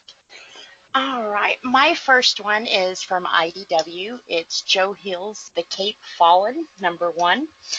This will kind of be a story to explain an in-between that happened in the original story. He disappeared for 3 days, and this is what those 3 days were. And of course, if you're not familiar with Joe Hill, he's Stephen King's son. This was his original story. So, yeah, should be a pretty good one. It should answer a lot of questions we had. Cool.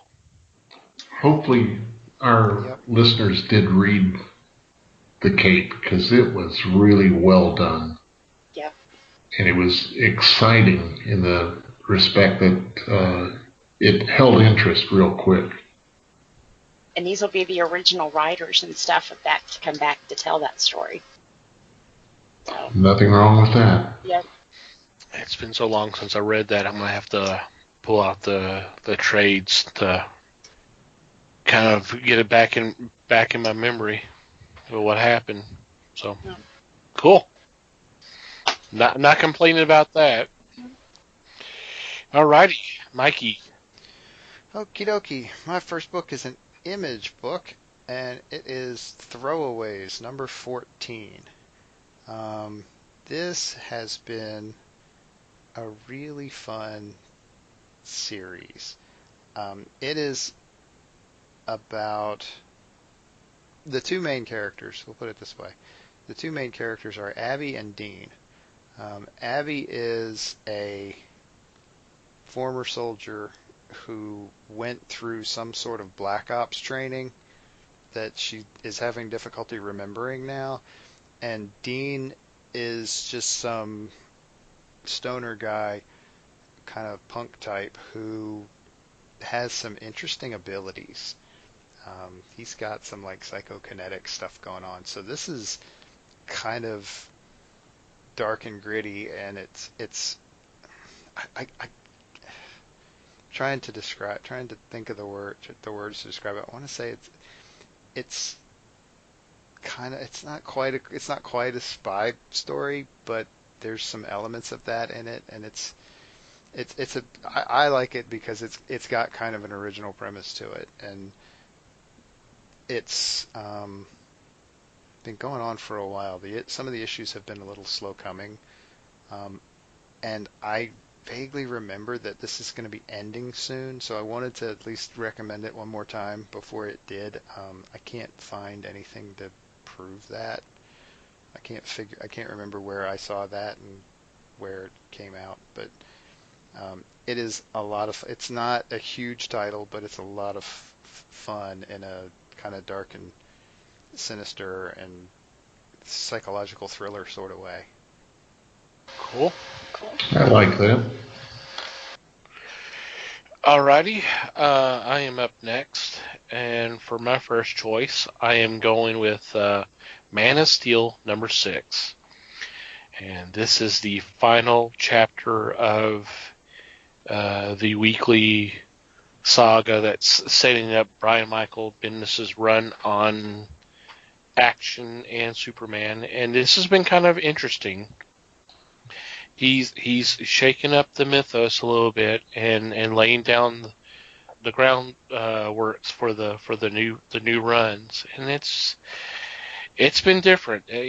Some hardcore fans probably are not going to enjoy what he's done, but it's been interesting. It's definitely been I've raised eyebrows a couple times, going, "Ooh, okay."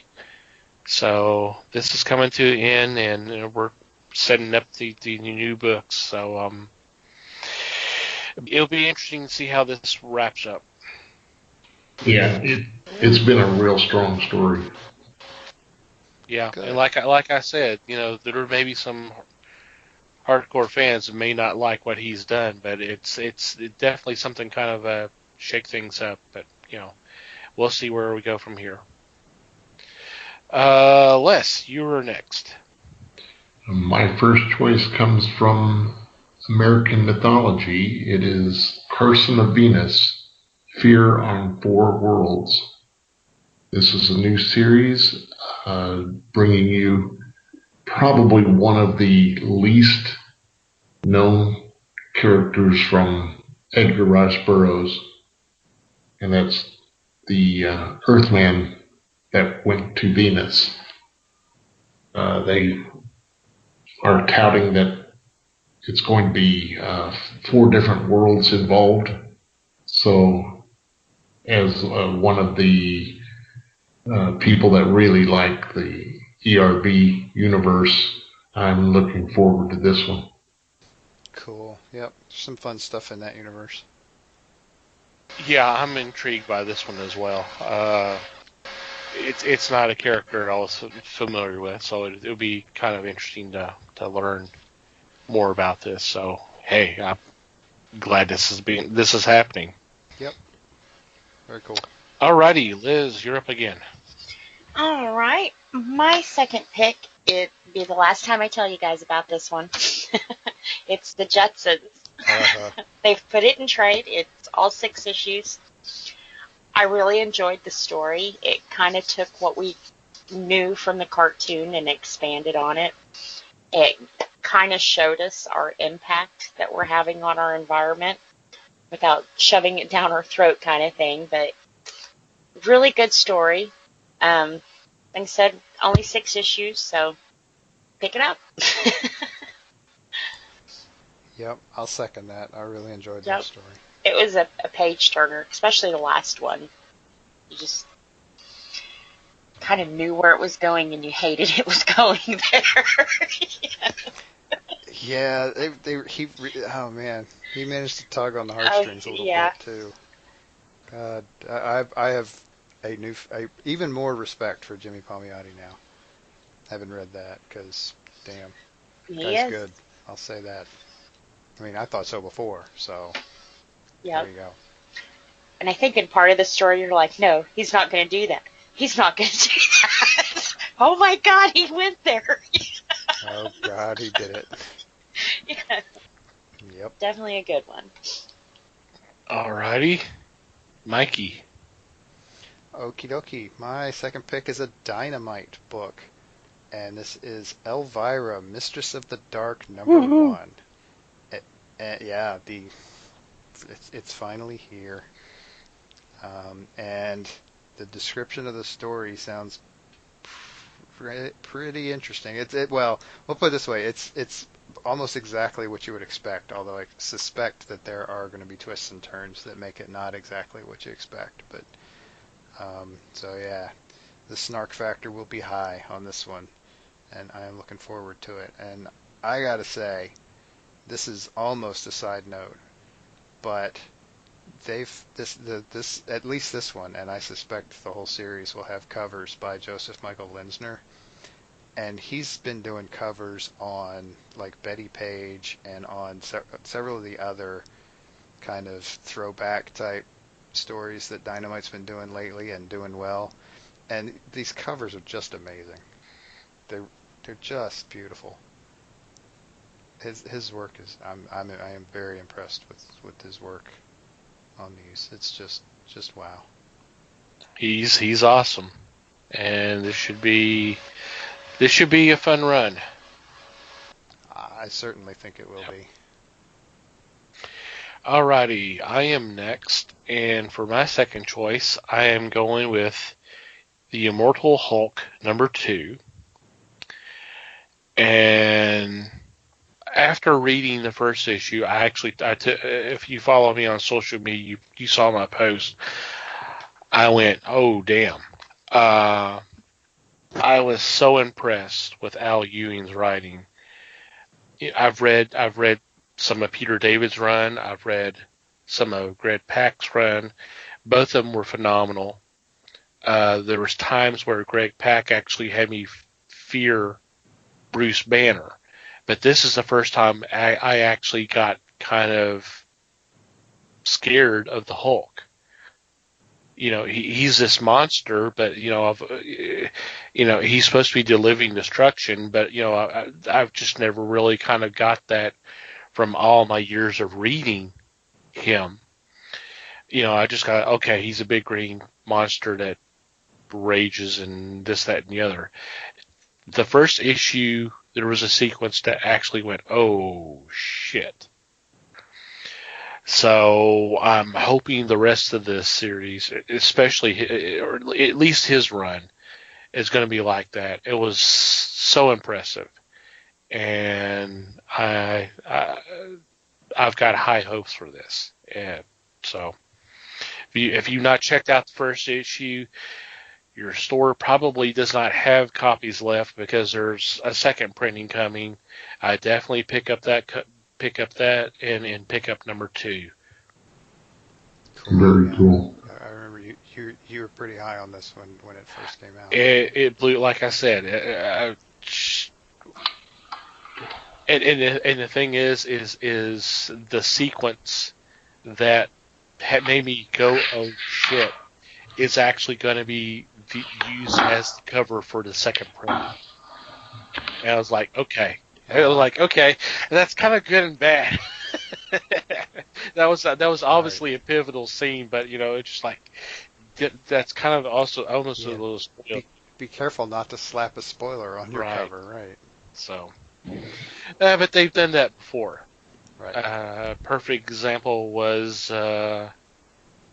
second printing of Doctor Strange. That was the first story arc that Donny Cates took over.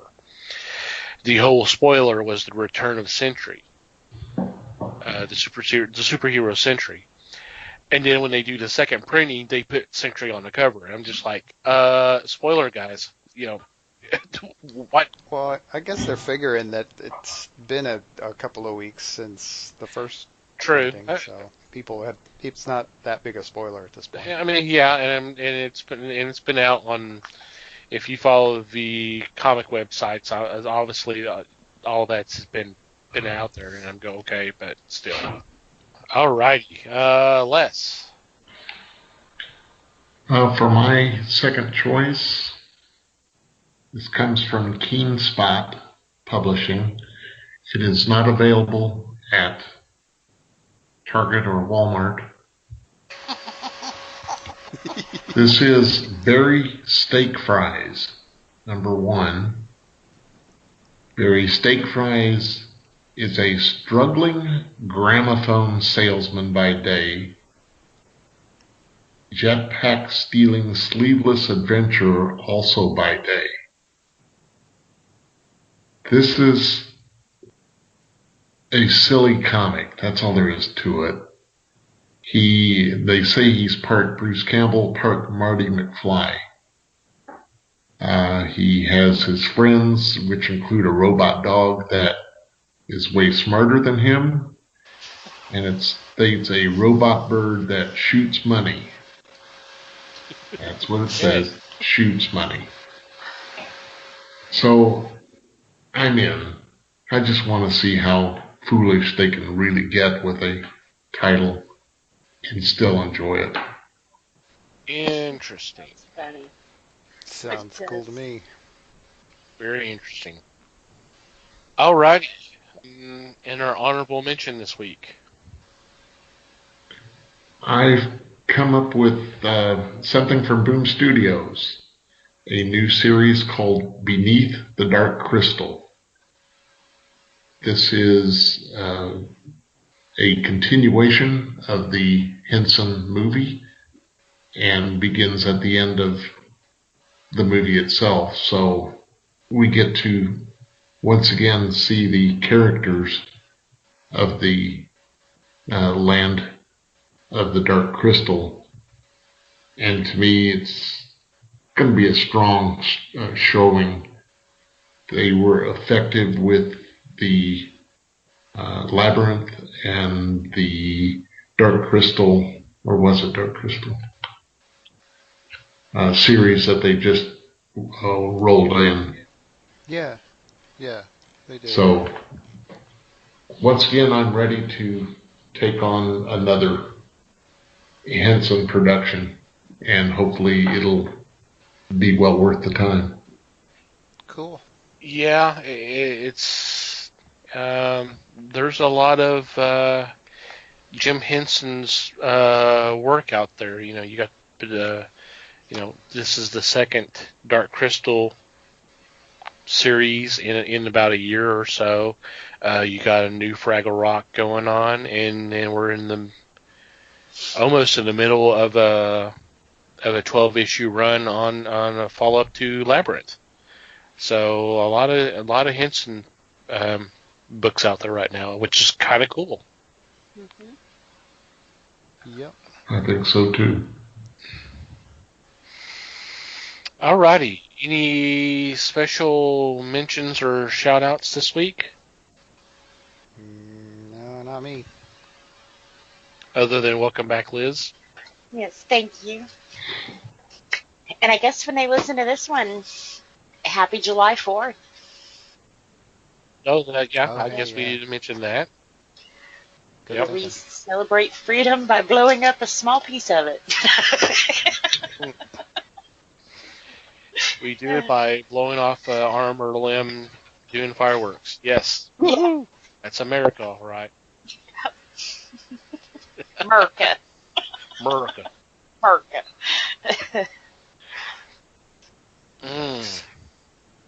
I do want to mention we are approaching an anniversary. July 29th will mark our 7th anniversary of being on Twitter. How about that? Wow. Huzzah. Huzzah. And we still hadn't got Les on there, but someday maybe. Huzzah. Still think we need to do the fake Les Webster account, but I don't really have time to mess with it, and I know Mike doesn't either. I kind of don't either, right? So, oh well. We'll go on to our regular shout-outs then. First off, want to thank May the Martyr for the music for our podcast. You should definitely go check out their music. We'll have a link in the show notes. Thank you guys very much for your support.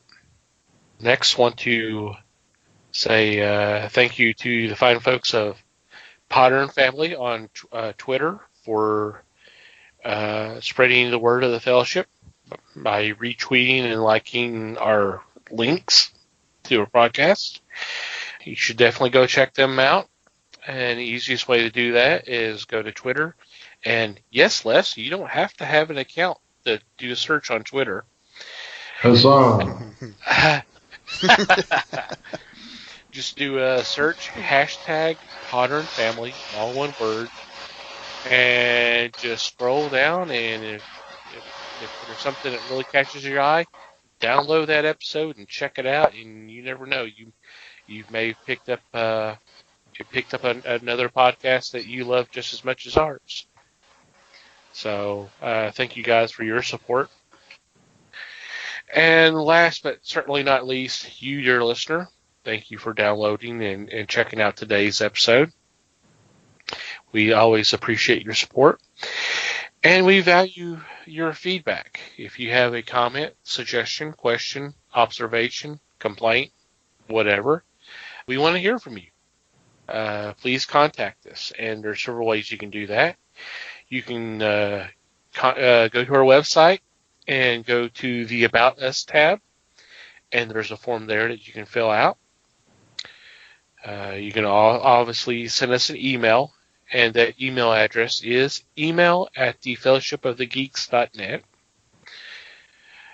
You can follow us on social media.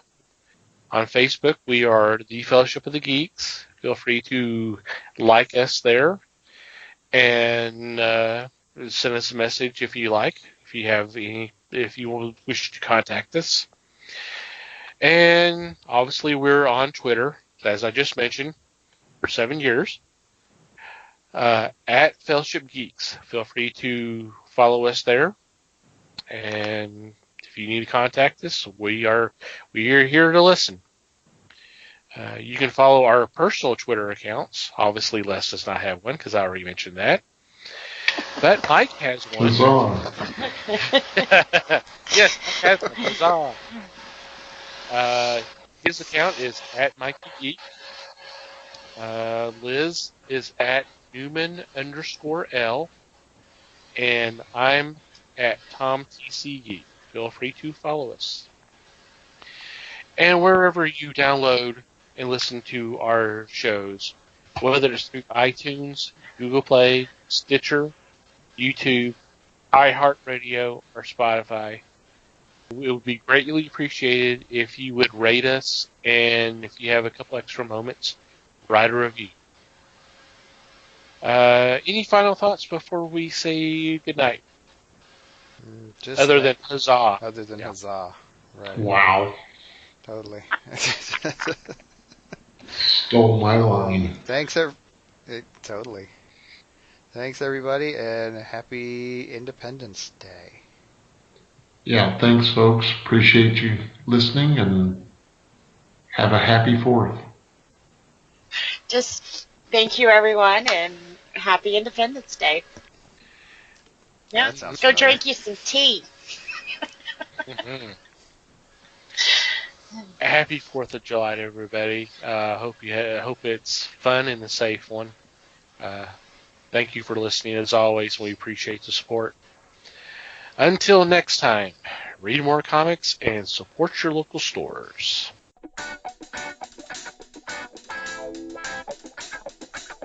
We thank you for listening to the show. Comments, suggestions, and questions can be sent to email@thefellowshipofthegeeks.net. You can follow us on Facebook at The Fellowship of the Geeks and on Twitter at Fellowship Geeks. Until next time,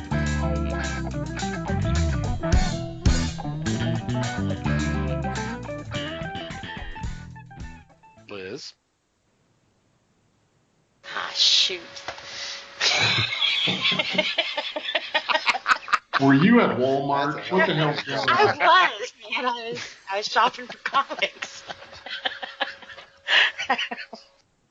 Just thank you, everyone, and happy Independence Day.